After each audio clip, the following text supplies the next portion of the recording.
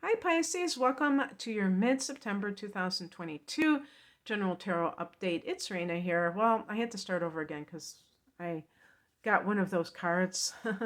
I read it wrong because in the past position we have the Prince of Swords and I was thinking of the Page of Swords and actually it's the Knight of Swords.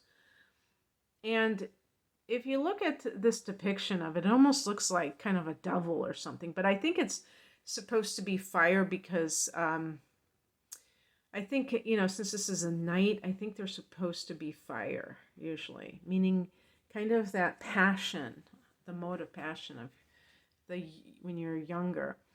And so that can be some situation involving like a lawyer, an advocate, a teacher, a writer, someone, if this is an individual you're dealing with, it can be somebody you're dealing with who's kind of like a blunt person, but they might not be the most sensitive person in the world, and that could rub you the wrong way because you might see them as not so very nice because of that. And the heart of the matter is the Hierophant, and this is the card of marriage, tradition, religion.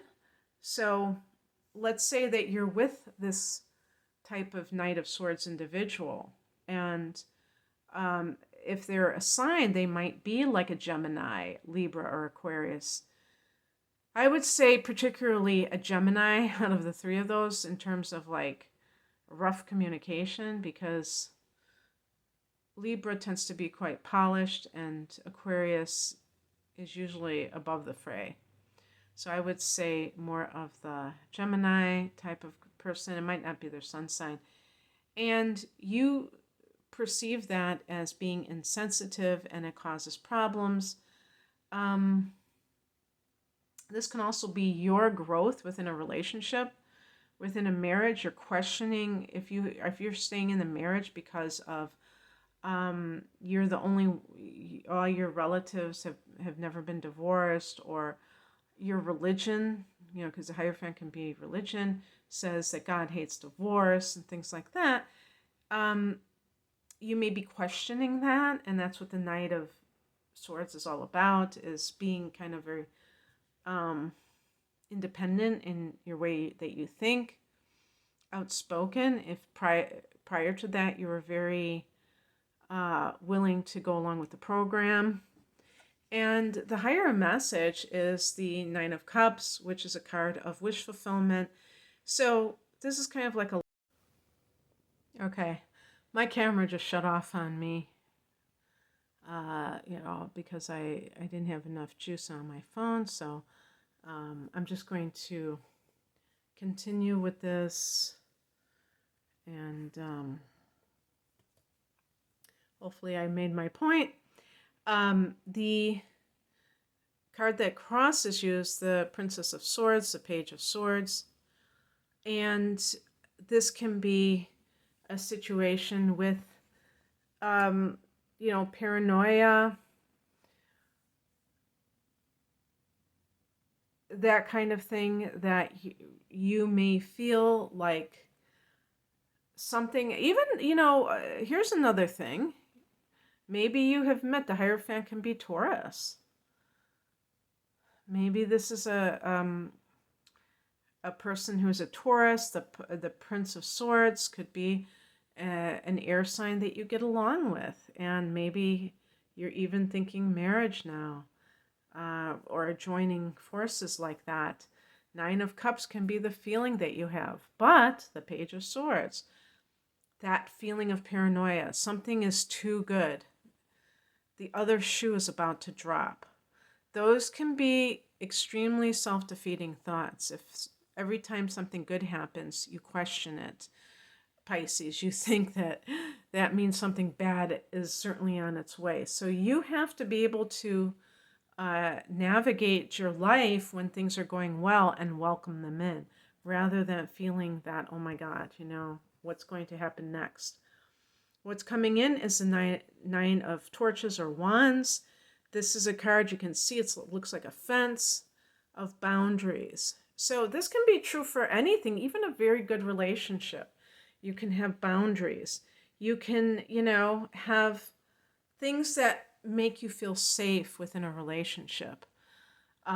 If you're with someone who likes to go out all the time, and they like to hang out in bars, and they like to be with their buddies, if you're a woman and you're with a guy, I mean, of course, everyone has a right to cultivate their own friendships and have their own, even if somebody is married or living with someone, they don't have to always be with their partner.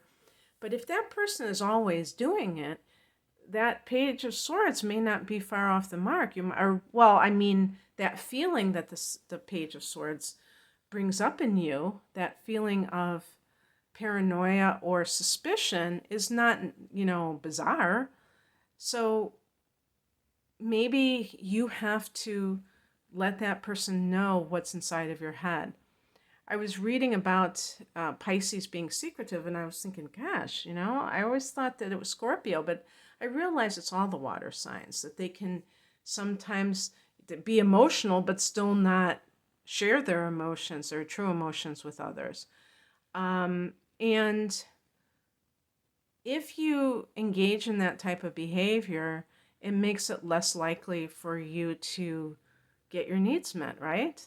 And paranoia can be something that spins out of control. It's probably already out of control if the person's paranoid, and that can ruin a good relationship too.